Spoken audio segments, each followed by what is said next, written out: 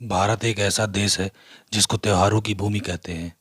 जितने त्योहार भारत में मनाए जाते हैं, शायद ही दुनिया में किसी और देश में उतने त्योहार मनाए जाते हों। त्योहारों और पर्वों का सिलसिला पूरे साल देश में चलता रहता है। इन्हीं त्योहारों में एक खास त्योहार है छठ पर्व का। तो चलिए जानते हैं छठ पर्व से जुड़े कुछ दिलचस्प बातें, जैसे छठ पर्व की शुरुआत कैसे हुई, छठ पर्व मनाया कैसे जाता है, कौन है छठी मैया, क्यों उगते हुए सूरज की उपासना की जाती है। आइए शुरू करते हैं। भारत के बिहार, झारखंड और उत्तर प्रदेश के पूर्वी हिस्सों में यह पर्व खास तौर पर मनाया जाता है। छठ पर्व यहाँ के प्रमुख पर्वों में से एक है।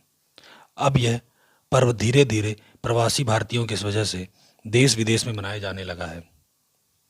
इस पर्व की शुरुआत नहाय खाए से होती है और उगते हुए सूर्य को अर्घ देने के साथ इस पर्व की समाप्ति होती है। भारत के बाकी पर्वों की तरह इस पर्व की भी अपनी विशेषताएं और मान्यताएं हैं।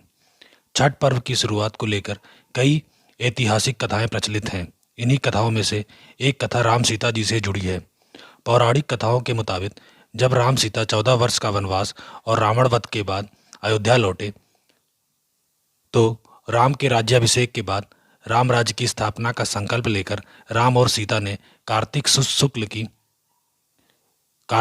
की षष्ठी को उपवास रखकर प्रत्यक्ष देव भगवान सूर्य की आराधना की और सप्तमी को सूर्योदय के साथ अपने अनुष्ठान को पूर्ण कर राम राज्य की स्थापना का आशीर्वाद प्राप्त किया।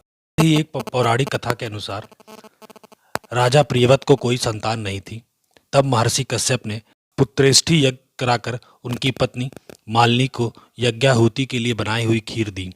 इसके प्रभाव से उन्हें पुत्र प्राप्त हुआ, परंतु वह पुत्र मृत पैदा हुआ।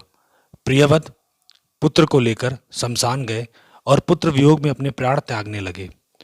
उसी वक्त भगवान की मानस कन्या देवसेना प्रकट हुई और कहा कि सृष्टि के मूल प्रवृत्ति के छठे अंश से उत्पन्न होने के कारण मैं षष्ठी कहलाती हूँ।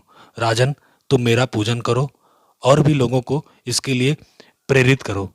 राजा ने पुत्र इच्छा से देवी षष्ठी का व्रत किया और उन्हें पुत्र रत्न की प्राप्ति हुई। यह पूजा कार्तिक शुक्ल की षष्ठी को हुई थी। इसके अलावा कई और भी कथाएं और कहानियां इस पर्व को लेके प्रचलित हैं। चलिए जानते हैं छठ पर्व मनाया कैसे जाता है। 4 दिवसीय इस व्रत की शुरुआत कार्तिक शुक्ल की चतुर्थी को तथा समाप्ति कार्तिक शुक्ल की सप्तमी को होती है। इस दौरान व्रत करने वाले लगातार 36 घंटे का व्रत रखते हैं। इसमें पहला दिन होता है नहाय खाए। इस दिन से इस पर्व की शुरुआत होती है। इसमें सबसे पहले घर को अच्छे से साफ करके पवित्र कर लिया जाता है। इसके बाद छठ व्रती नहाकर पवित्र तरीके से बने शुद्ध शाकाहारी भोजन को ग्रहण कर इस व्रत की शुरुआत करती हैं। घर के बाकी सदस्य इसके पश्चात ही भोजन ग्रहण करते हैं। भोजन में कद्दू दाल और चावल ग्रहण किया जाता है। दूसरा दिन होता है खरना। इस दिन दिन भर का उपवास रखने के बाद व्रतधारी शाम को भोजन ग्रहण करते हैं। इस दिन को खरना कहा जाता है। खरना का प्रसाद लेने के लिए आस पड़ोस से भी लोगों को आमंत्रित किया जाता है। इस प्रसाद में गन्ने के रस से बने चावल की खीर के साथ चावल का पिट्ठा और घी लगी रोटी बनाई जाती है। इसमें नमक और चीनी का उपयोग नहीं किया जाता। तीसरा दिन होता है संध्या अर्घ। इस दिन को दिन में प्रसाद बनाया जाता है। शाम को पूर्ण तैयारी के बाद बांस की टोकरी में अर्घ का सामान सजाकर व्रती के साथ साथ पूरा परिवार व आस पड़ोस के लोग डूबते हुए सूर्य को अर्घ देने के लिए घाट की तरफ चल देते हैं। इसमें सूर्य को दूध और जल के साथ अर्घ दिया जाता है और छठी मैया की पूजा की जाती है।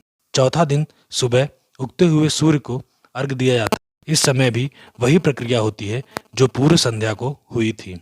अंत में व्रती कच्चे दूध का शरबत और प्रसाद खाकर व्रत को पूर्ण करते हैं। इस तरह ये छठ महापर्व की समाप्ति होती है।